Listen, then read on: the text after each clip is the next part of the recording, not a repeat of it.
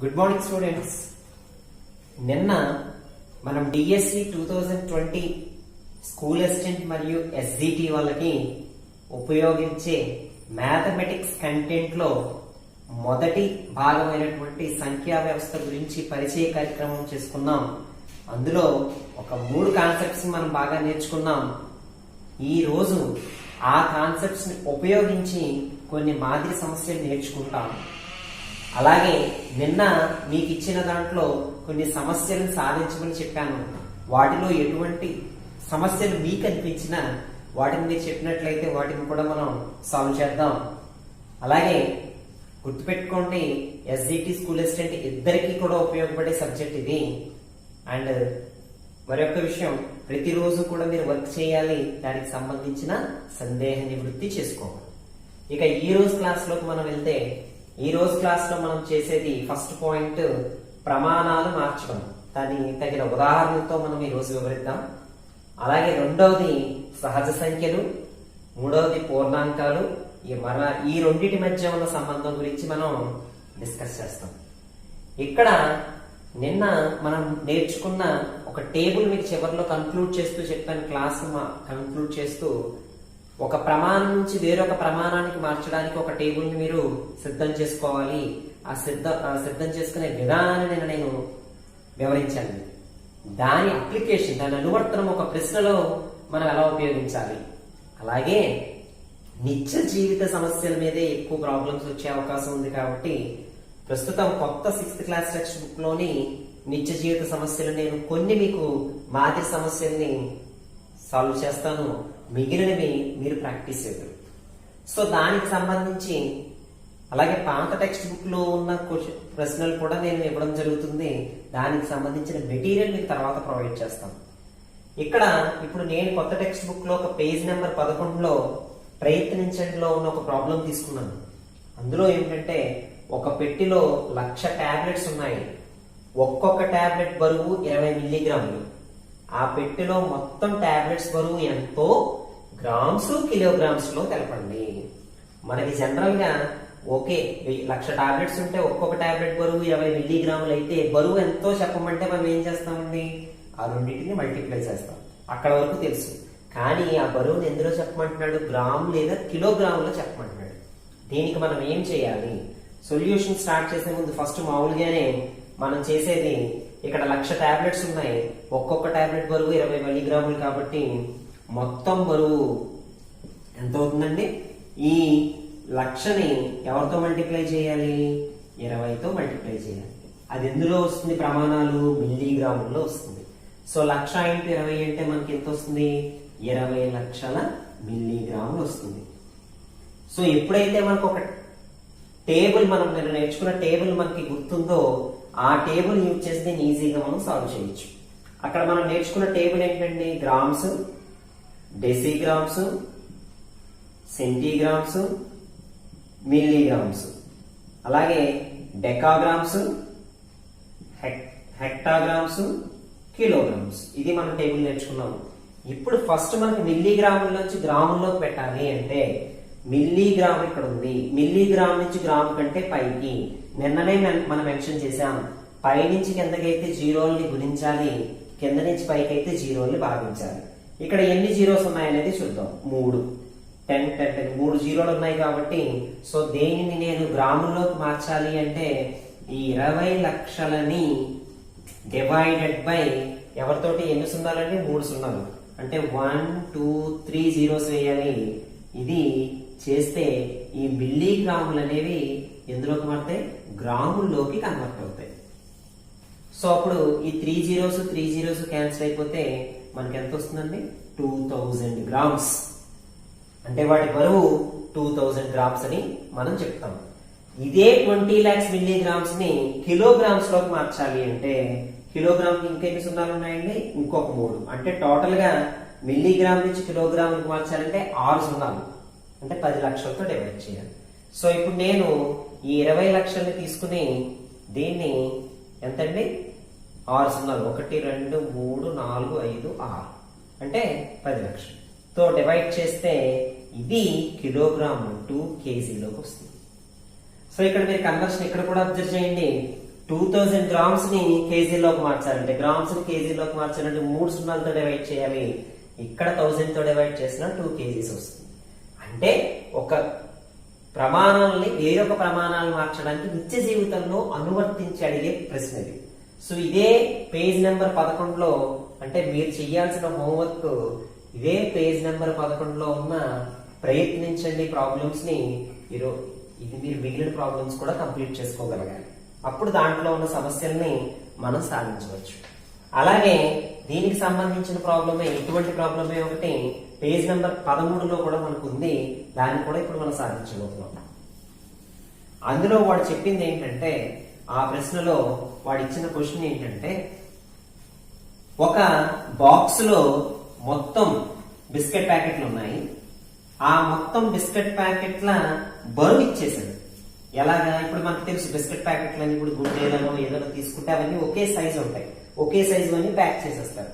ఆ బాక్స్ లో మొత్తం బిస్కెట్ ప్యాకెట్ల బరువు అవి ఎన్ని బిస్కెట్ ప్యాకెట్లు ఉన్నాయంటే 5 ఉన్నాయి.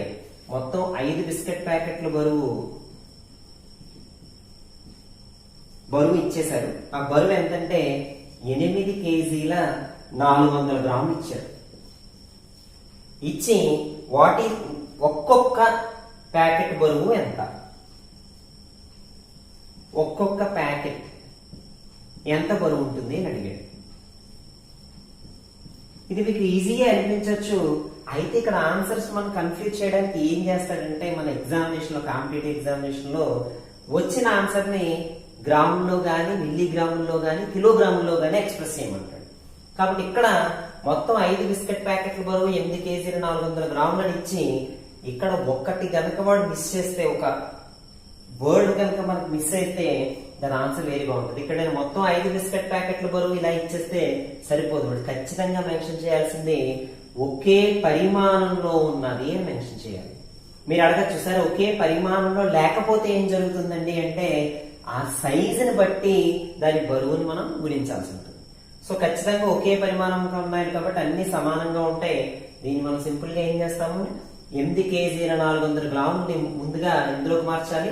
ఏదో గ్రాముల్లోకి గాని కిలోగ్రాముల్లో గాని మార్చాలి. సో ఇక్కడ గ్రాములు ఉన్నాయి కాబట్టి మొత్తాన్ని గ్రాముల్లోకి మారిస్తే ఒక కేజీకి ఎన్ని గ్రాములు అనేది మనం కిందకి వెళ్తే 3 సున్నాలు అంటే 1000. సో ఇక్కడ 8 కేజీలు నేను ఏమని రాస్తాను? 8000 ప్లస్ అవి ఎన్ని గ్రాములు అంటే 400 గ్రాములు. సో మొత్తానికి ఎంత అవుతుంది? నాకు 8400 గ్రాములు అవుతుంది. ఈ 8400 గ్రాములు ఎన్ని బిస్కెట్ ప్యాకెట్లు? 5 బిస్కెట్ ప్యాకెట్లు కాబట్టి ఒక బిస్కెట్ ప్యాకెట్ బరువు నాకు కావాలి అంటే అప్పుడు ఏం జరుగుతుంది? ఈ 8400 గ్రాముల్ని 5 చేత భాగించినట్లయితే ఆన్సర్ కూడా నాకు ఎందులో వస్తుంది? గ్రాముల్లో వస్తుంది. సో నాకు ఎన్ని టైమ్స్ పోతుంది? 5 5 సార్లు 5 1 5 34 అంటే 5 6 30 5 8 40 0 గ్రామ్స్. ఇప్పుడు దీనిని మళ్ళా నేను కేజీలోకి మార్చాలి అంటే సో మనకు తెలుసు ఒక 1000 అనేది ఒక కేజీ కాబట్టి 1 కేజీ 680 గ్రామ్స్ అనేది ఒక్కొక్క బిస్కెట్ ప్యాకెట్ బరువు అవుతుంది. సో అంటే గ్రామ్స్ ఇది ఆన్సర్ ఇది గ్రాముల్లో కాక మిల్లీగ్రాముల్లో మార్చమన్నా కిలోగ్రాముల్లో మార్చమన్నా వేరే ఏ గ్రాముల్లో మార్చమన్నా మనకు సింపుల్ ఏంటంటే ఈ టేబుల్ వాడి మనం మార్చేయచ్చు. ఫర్ ఎగ్జాంపుల్ దీన్నే మొత్తం కేజీలోనే నాకు ఆన్సర్ కావాలన్నాడు 1680 గ్రాములు. సో ఇక్కడ గ్రాముల నుంచి కేజీలోకి మార్చాలంటే నేను 3 సున్నాలతో డివైడ్ చేయాలి. సో 1680 బై 3 సున్నాలు వేసినప్పుడు ఈ 0 0 క్యాన్సిల్ అవుతుంది. మరి మిగిలిన 2 సున్నాలకి ఏం చేస్తానంటే భాగాహారంలో 2 సున్నాలు ఉంటే ఇక్కడ డెసిమల్ పాయింట్ 2 ప్లేసెస్ తర్వాత పెట్టాలి. సో అప్పుడు 1.68 కేజీస్ అని కింద కూడా నేను రాయొచ్చు. సో అలాగా ఒక ప్రమాణంలో ఉన్నదాన్ని ఇంకొక ప్రమాణంలోకి మార్చడానికి నిత్య జీవిత సమస్యల్ని ఎక్కువ వాడుకునే అవకాశం ఉంది. సో అలాగే ఇదే పేజ్ నెంబర్ 13 నేను చెప్తున్న ప్రాబ్లమ్స్ పేజ్ నెంబర్ 13లో ప్రాబ్లమ్స్ ఇవి 6వ లెక్క అయితే ఇప్పుడు నేను అదే ప్రాబ్లం లో అదే దాంట్లో 8వ లెక్క ఒకసారి చూడండి.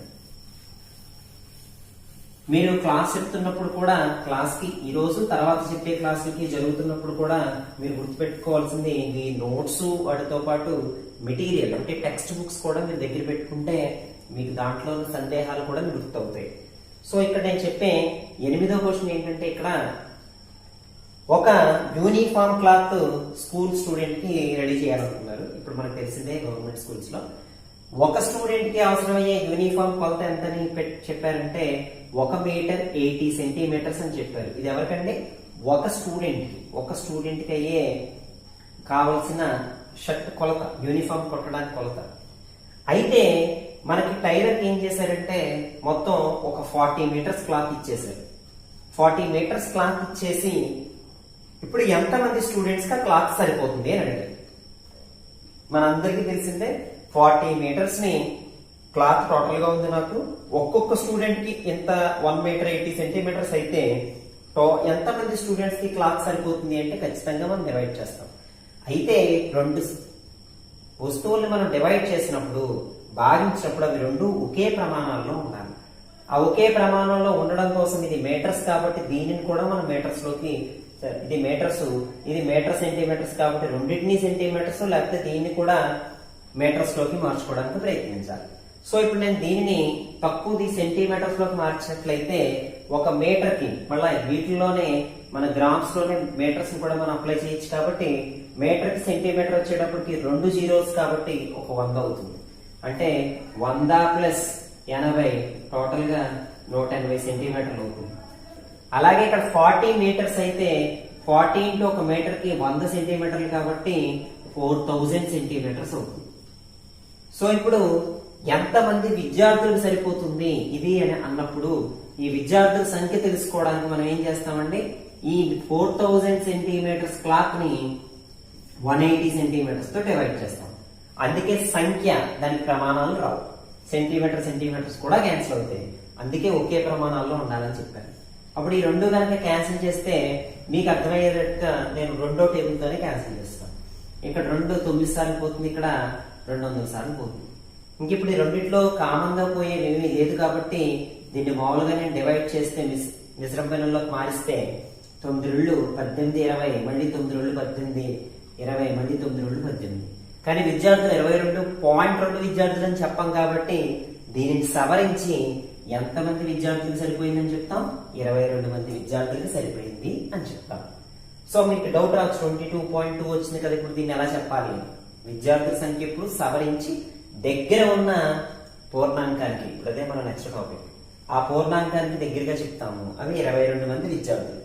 ఇక్కడతో అయిపోలేదండి, వాడి ప్రాబ్లం ఇంకొంచెం ఏమడగచ్చు అంటే ఇంతమంది విద్యార్థులకి సరిపోయిన తర్వాత ఎంత క్లాత్ మిగిలిపోయింది అని అడగచ్చు.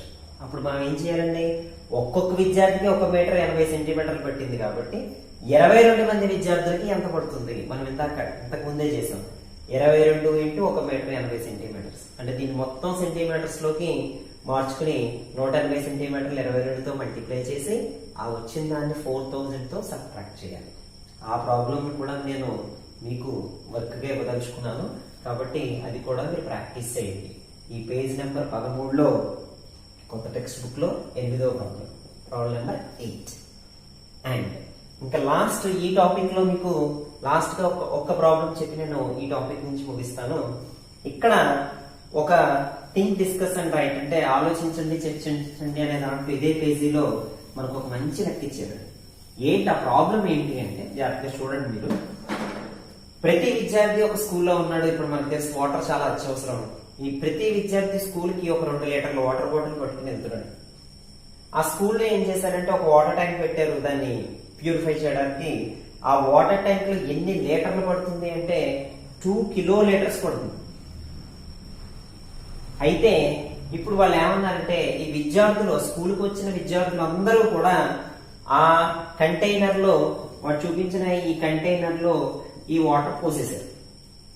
పోసేసినప్పటికీ అప్పటికి ఎంత మిగిలిపోయిందంటే 600 లీటర్స్ ఇంకా ఖాళీ ఉంది. ఇందులో ఇంకా 600 లీటర్స్ ఖాళీ ఉంది. అయితే ఇప్పుడు క్వశ్చన్ ఏంటంటే ఎంతమంది విద్యార్థులు ఆ కంటైనర్ లో పోసారు, వాటర్ పోసారు? దీనికి మనం చేయాల్సింది ఇప్పుడు అసలు మొత్తం ఎంత ఉందండి, అక్కడ కెపాసిటీ ఎంతండి 2 కిలోలీటర్. కానీ ఇక్కడ మిగిలినవన్నీ ఎందులో ఉన్నాయి, లీటర్స్ లో ఉన్నాయి. సో ఇప్పుడు ముందు కిలోలీటర్స్ నేను ఎందులోకి మార్చాలి, లీటర్స్ లోకి మార్చాలి. సో 2 కిలోలీటర్స్ ని లీటర్స్ లోకి నేను మార్చాలి అంటే ఎన్ని లీటర్స్ అనేది మనం చూద్దాం. కిలో లీటర్స్ ని లీటర్స్ లోకి మార్చాలి. ఇది అదే మళ్ళీ లీటర్స్ లోకి మారిస్తే ఇక్కడ నేను జస్ట్ గ్రామ్స్ ఇలా చెరిపి అక్కడ నేను లీటర్లు పెట్టుకుంటే సరిపోతుంది కదండి, మిగిలినవన్నీ అదే కదా. సో కిలో లీటర్స్ నుంచి ఎక్కడికి లీటర్స్ అంటే 1 2 3 సున్నాలు ఎక్కడ పెట్టాలండి, పక్కన పెట్టాలి. So 2000 litres.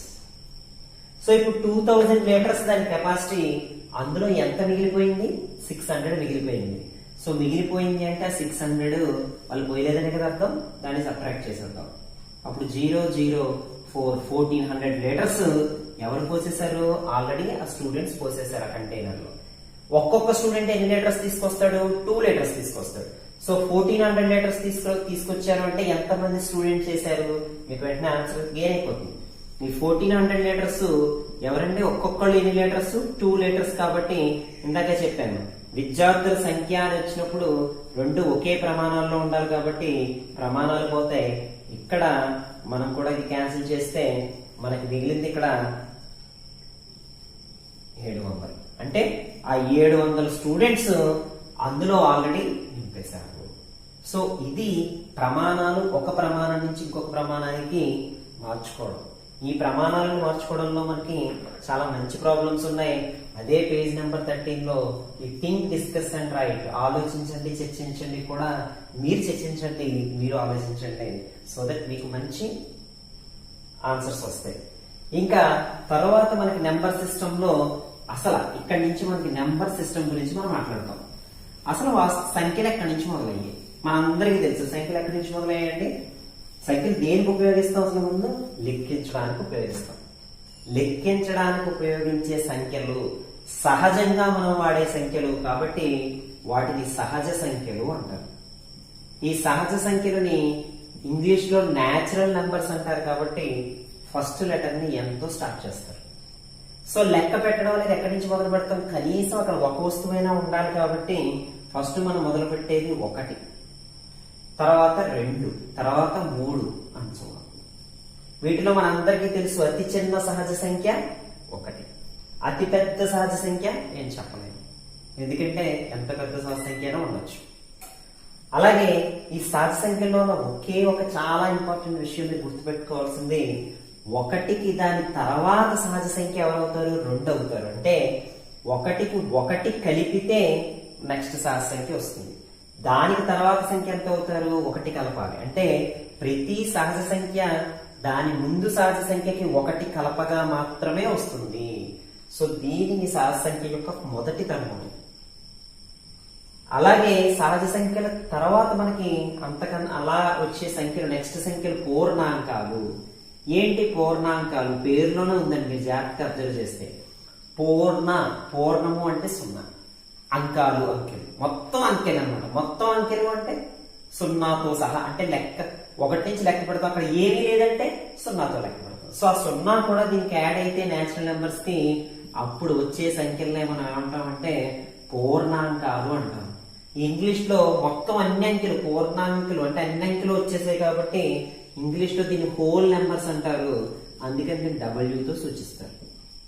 సో ఇక్కడ సహజ సంఖ్యలకి పూర్ణాంకాలకి ఒకే ఒక తేడా ఏంటి అంటే, సహజ సంఖ్యల్లో 0 ఉండదు, పూర్ణాంకాల్లో 0 ఉంటుంది. అంటే సహజ సంఖ్యల్లో 0 చేరిస్తే అది పూర్ణాంకాలు అయిపోతుంది. సో ఇక్కడ దీన్ని బేస్ చేసుకుని ఈ రెండింటికి మధ్య రిలేషన్ ఏంటి అంటే, అన్ని సహజ సంఖ్యలు పూర్ణాంకాలు అవుతాయి, అన్ని పూర్ణాంకాలు సహజ సంఖ్యలు.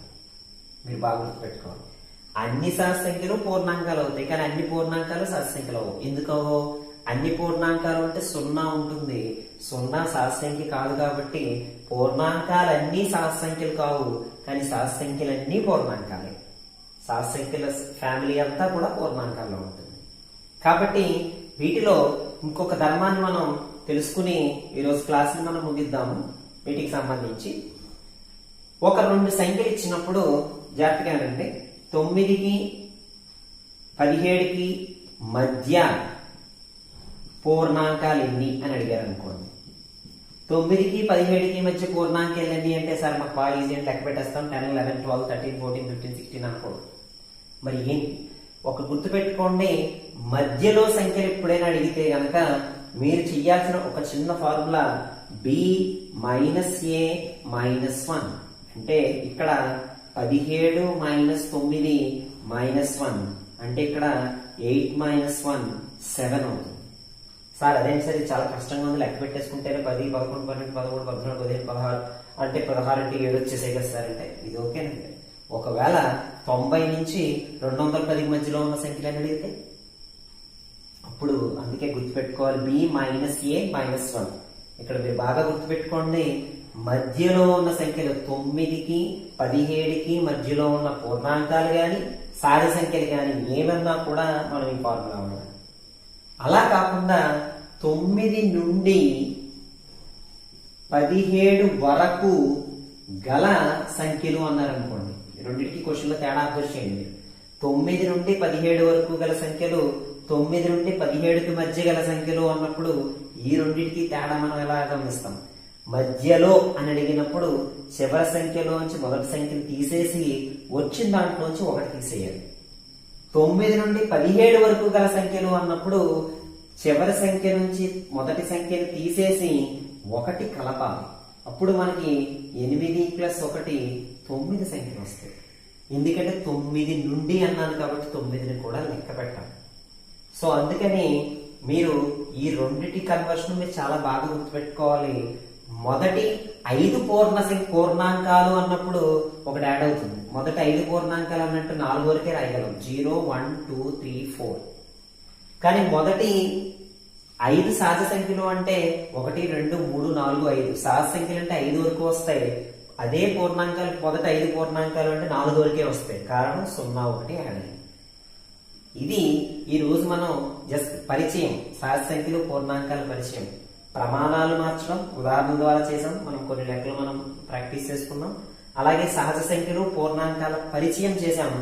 ఈ పరిచయానికి సంబంధించిన క్లాసెస్ ని మీరు ఏం చేయాలంటే టెక్స్ట్ బుక్ లో చాప్టర్ 2లో పేజ్ నెంబర్ 15 ఒకసారి చదువుతూ పేజ్ నెంబర్ 15 తర్వాత మీరు పేజ్ నెంబర్ 15 ఒకసారి చదవండి.